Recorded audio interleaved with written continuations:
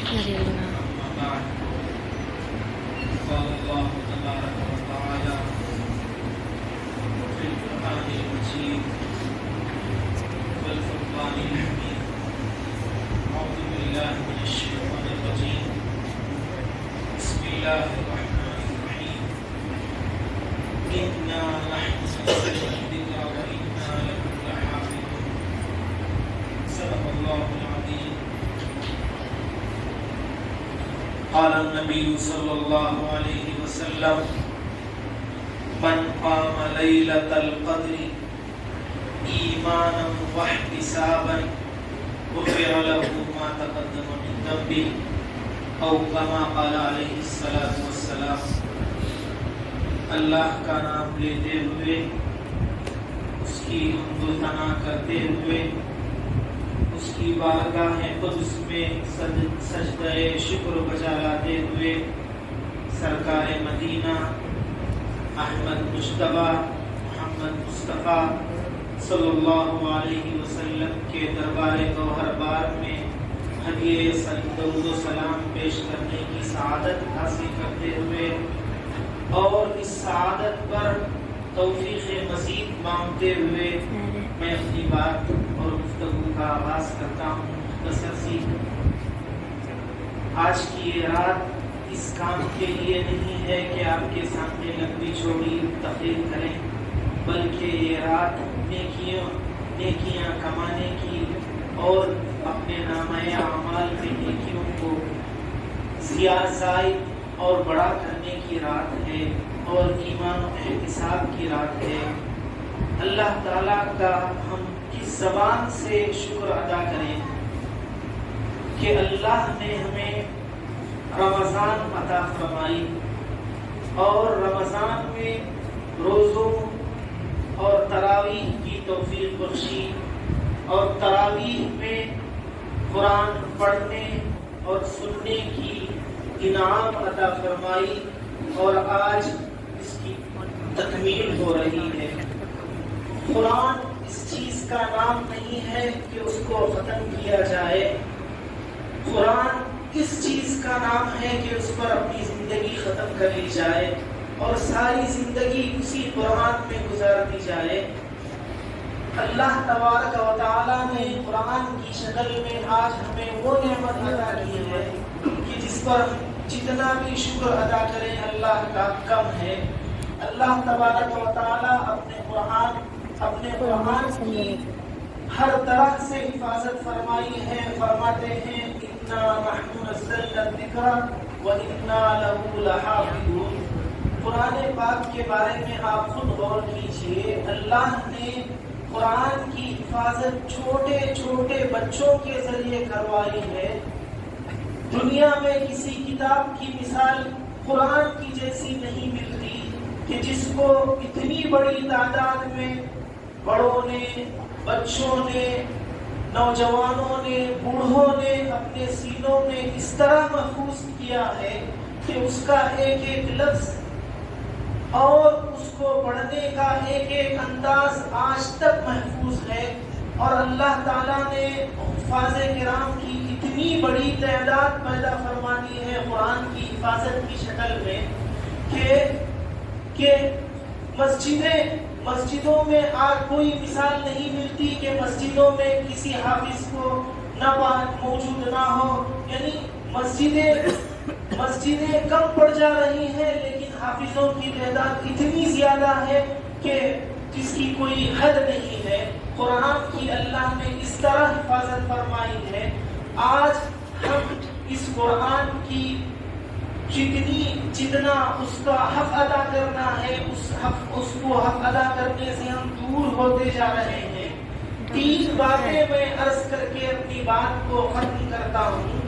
3 باتوں پر اگر ہم اور عمل کریں گے تو ہو سکتا ہے کہ ہم قرآن کا حق ادا کرنے والے بن جائیں. ان 3 باتوں میں سب سے پہلے قرآن کا حق یہ ہے، وہ ہے تلاوت قرآن. قرآن کی تلاوت کرنا. قرآن اللہ تعالیٰ نے اس لیے نازل نہیں فرمائی کہ آپ اس کو جزدان میں لپیٹ کر تاخوں کی زینت بنا دے، اس لیے قرآن نازل نہیں فرمائی، بلکہ قرآن اللہ نے اس لیے نازل فرمائی کہ اس کو آپ ہمیشہ تلاوت کرتے رہیں۔ ایک پورے دن میں ایک پارہ ٹھیک ہے، آدھا پارہ نہیں پڑھ سکتے ہیں، پاؤ پارہ اتنا بھی نہیں پڑھ سکتے ہیں، 3 آیتیں۔ مطلب کیا ہوا؟ کوئی دن آپ کا ایسا نہ گزرے کہ جس میں آپ نے قرآن کی تلاوت نہ فرمائی ہو۔ یعنی یہی قرآن کا یہ سب سے پہلا حق ہے کہ آپ قرآن کی تلاوت اپنے اوپر لازم کر لیں۔ ابھی پرانی مثال میں آپ کو دیتا چلوں، ہمارا یہ امتیاز تھا، مسلمانوں کا یہ امتیاز تھا کہ مسلمان محلوں میں ہر گھر میں ہر گھر کی دریچوں سے، کھڑکیوں سے فجر نماز کے بعد قرآن پڑھنے کی، تلاوت کی آواز آتی تھی۔ آج ان گھروں میں سناٹا چھایا ہوا ہے، ویرانی چھائی ہوئی ہے، ایک گھر سے بھی قرآن کی تلاوت کی آواز نہیں آتی ہے۔ مشہور سیاح ابن بطوطہ اپنی کتاب رحلہ میں لکھتا ہے 700 سال ہجری نبوی میں وہ ہندوستان اور دوسرے ملکوں آیا تھا۔ وہ اپنی کتاب رحلہ میں کہتا ہے کہ میں ایک مسلم ملک میں گیا تھا، مسلم ملک کے ایک شہر میں ایک مسجد میں حاضر ہوا تو پوری مسجد بھری ہوئی تھی۔ جیسے ہی ظہر کی نماز ہوئی، امام صاحب نے نماز پڑھائی اور نماز سے فارغ ہونے کے بعد، سنتوں سے فارغ ہونے کے بعد کوئی آدمی، کوئی مسلمان مسجد سے باہر نہیں گیا، بلکہ سب جمع ہو کر سورہ فتح کی تلاوت کر کے اس سے فارغ ہو کر پھر باہر گئے۔ اور کہتا ہے یہ سارے مسلمانوں نے، سارے لوگوں نے اس کام کو پوری طرح کیا۔ آج ہمارا حال یہ ہے کہ کسی نے کہا تھا، مجھے اس پر ہنسی بھی آئی تھی، کہ امام صاحب دوسرا سلام پھیر کر ختم بھی نہیں کرتے، دوسرے سلام میں مشغول رہتے ہیں کہ مصلی کا پیر اپنے چپل میں، اپنے جوتوں میں رہتا ہے۔ یعنی اتنی جلدی وہ مسجد سے باہر جانے کی فکر میں رہتا ہے۔ تھوڑی دیر کے لیے نماز سے فارغ ہو کر قرآن کی تلاوت میں لگے تو قرآن کا ایک حق تو ہمارے سے ادا ہو سکتا ہے۔ تو سب سے پہلا قرآن کا حق یہ ہے کہ ہم قرآن کی تلاوت کریں، قرآن کو پڑھیں۔ اللہ نے قرآن میں فرمایا الذین آتیناہم الکتاب یتلونہ حق تلاوتی اولئک یؤمنون بہ، کہ جو لوگ قرآن کو جیسے پڑھنا ہے اس ویسا پڑھتے ہیں، وہی لوگ اس پر ایمان لاتے ہیں۔ تو معلوم ہوا تلاوت قرآن بہت بڑی نعمت ہے، بہت عظیم نعمت ہے۔ اس نعمت کو کر کے ہم قرآن کا ایک حق ادا کر سکتے ہیں۔ قرآن کا دوسرا حق جس کو ادا کر کے ہم قرآن کا حق ادا کر سکتے ہیں وہ یہ ہے فہم قرآن، قرآن کو سمجھ کر پڑھنا۔ قرآن کو تلاوت قرآن تو بذات خود مقصود ہے، لیکن اس سے بڑی چیز قرآن کو سمجھ کر پڑھنا، ایک ایک آیت سمجھ کر، ایک ایک حروف سمجھ کر پڑھنا۔ اللہ کے نبی صلی اللہ علیہ وسلم نے فرمایا تھا، میں نہیں کہتا کہ الف لام میم ایک حرف ہے، بلکہ میں کہتا ہوں الف حرف ولام حرف ومیم حرف۔ مطلب کیا ہوا؟ ہر حرف پر 10 نیکیاں ملتی ہیں۔ نبی صلی اللہ علیہ وسلم نے ارشاد فرمایا الف لام میم پورا ایک حرف نہیں ہے، بلکہ الف ایک حرف ہے، لام ایک حرف ہے، میم ایک حرف ہے، تو آپ کو 30 نیکیاں مل گئی۔ مطلب کیا ہوا؟ الف لام میم پر آپ کو 30 نیکیاں حاصل ہوئی۔ تو ایک حق ہوا تلاوت قرآن، دوسرا حق ہوا فہم قرآن، سمجھ کر پڑھنا۔ آپ جانتے ہیں ہم نے قرآن کو ایسا کر دیا ہے کہ اپنے الماریوں میں بند کر کے رکھ دیا ہے۔ کبھی اٹھاتے ہیں حلف اٹھانے کے لیے، کبھی اس کو دلہن کو رخصت کرنے کے لیے قرآن کو باہر نکالتے ہیں، کبھی تبرک کے طور پر اس کو اوپر رکھ دیتے ہیں، لیکن قرآن کو کھول کر پڑھنا، اس کو سمجھنا، اس کے معانی پر غور کرنا، یہ دوسرا حق ہوا فہم قرآن۔ اللہ کا فضل ہے، اللہ کی عنایت ہے کہ علماء نے بے شمار تفسیریں لکھی ہیں، کئی مستند تفاسیر ہیں، ان مستند تفاسیر سے پڑھ کر ہم قرآن کو سمجھ سکتے ہیں۔ تیسرا حق قرآن کا یہ ہے کہ قرآن کو پڑھ کر اس کے احکام پر عمل کرنا اور عمل کر کے دوسروں کو اس کی تعلیم دینا۔ تو پہلا حق ہوا تلاوت قرآن، دوسرا حق ہوا فہم قرآن، تیسرا حق ہوا تعمیل حکم قرآن، قرآن کے حکم کی تعمیل کرنا اور دوسروں تک اس کے احکام کو پہنچانا۔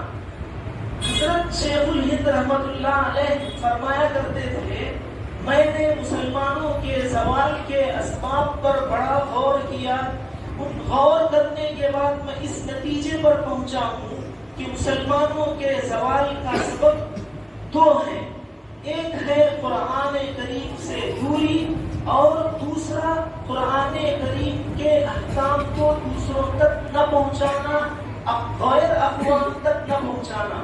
فرمایا کرتے تھے حضرت شیخ الہند، تو میں فیصلہ کر لیا ہوں کہ میں اپنی زندگی کا تمام حصہ مکاتب قرآنیہ کو قائم کرنے میں اور قرآن کی تبلیغ میں اور مسلمانوں کے مابین اتحاد و اتفاق کو پیدا کرنے میں گزاروں گا۔ اس طرح شیخ الہند نے آپ لوگوں کو یہ حکم دیا کہ ہم تین باتوں پر عمل کر کے قرآن کریم کا حق ادا کر سکتے ہیں۔ ایک حق یہ ہے کہ ہم تلاوت قرآن میں لگے، ہمیشہ اس کو پڑھتے رہیں۔ قرآن یہ مطلب نہیں ہے کہ آج تکمیل ہو گئی سورہ ناس پڑھ دیے۔ آپ غور کیے ہوں گے حافظ صاحب نے سورہ ناس پڑھنے کے بعد دوسری رکعت پر اٹھ کر الف لام پڑھا، سورہ بقرہ پڑھا۔ اس بات کا اشارہ ہے کہ یہ مطلب نہیں ہے کہ آج قرآن کی تکمیل ہو گئی، یہ مطلب نہیں ہے، بلکہ قرآن پھر پڑھنا ہے۔ اس طرف اشارہ کرنے کے لیے ہی دوبارہ اٹھ کر الف لام پڑھتے ہیں، سورہ بقرہ شروع کر دیتے ہیں۔ حدیث میں ہے قرآن حال مرتحل ہے۔ حال مرتحل کا مطلب ختم ہوتا ہے پھر شروع ہو جاتا ہے۔ ایسے آدمی کو بولتے ہیں حال مرتحل جو سفر سے واپس آیا پھر سفر میں نکلنے والا ہو۔ مطلب کیا ہوا؟ قرآن جیسے ہی ختم ہوا اس کی تلاوت فوراً ادھر طرف پلٹ کر سورہ فاتحہ شروع کر دے، سورہ الف لام شروع کر دے۔ ایک نقطے کی بات میں بتا کر کے آپ کو اپنی جگہ لیتا ہوں کہ اللہ تعالیٰ نے 7 منزلیں کا نظام بتایا، بزرگوں نے قرآن میں 7 منزلیں قائم فرمائی۔ اس بات کی طرف اشارہ کر رہے ہیں بزرگ کہ 7 منزلیں جیسے دن 7 ہوتے ہیں، ہفتے میں 7 دن ہوتے ہیں، ایسے ہی قرآن میں 7 منزلیں رکھی ہیں کہ کم از کم ایک منزل، ہر دن ایک منزل پڑھے، 7 دن میں ایک قرآن ہوگا۔ اگر 7 منزلیں نہیں پڑھ سکتے تو کم از کم ایک پارہ دن میں، کبھی آدھا پارہ، کبھی پاؤ پارہ، کبھی ایک آیت، کبھی 3 آیتیں۔ تو کوئی دن آپ کا اس طرح خالی نہ گزرے کہ قرآن سے وہ خالی ہو۔ تو ان 3 باتوں پر ہم عمل کر کے ہم قرآن کا حق ادا کر سکتے ہیں۔ ان باتوں کو آپ اپنے سینوں میں محفوظ کر لیں کہ تلاوت قرآن ہے پہلا حق، اس کے بعد ہے فہم قرآن ہے دوسرا حق، اس کے بعد ہے تعمیل حکم قرآن ہے، اور اسی میں تبلیغ قرآن ہے، یعنی قرآن کے احکام کو پہنچانا ہے۔ میں انہی باتوں کے ساتھ اپنی بات کو اختتام تک پہنچاتا ہوں اور آپ سب کو مبارکباد دیتا ہوں کہ اللہ نے ہم سب کو اس بات کی اور اس شب قدر کی نیکیوں اور شب قدر کی رحمتوں سے اللہ نے ہم کو اس بات کی توفیق عطا فرمائی ہے کہ ہم اس نعمتوں سے بہرور ہوں، اور یہ موقع نہیں ہے کہ لمبی چوڑی گفتگو ہو، اور یہ رات اس کام کے لیے نہیں ہے۔ انہی باتوں پر میں اپنی بات کو ختم کرتے ہوئے آپ سب لوگوں کو سے اجازت چاہتا ہوں۔ وآخر دعوانا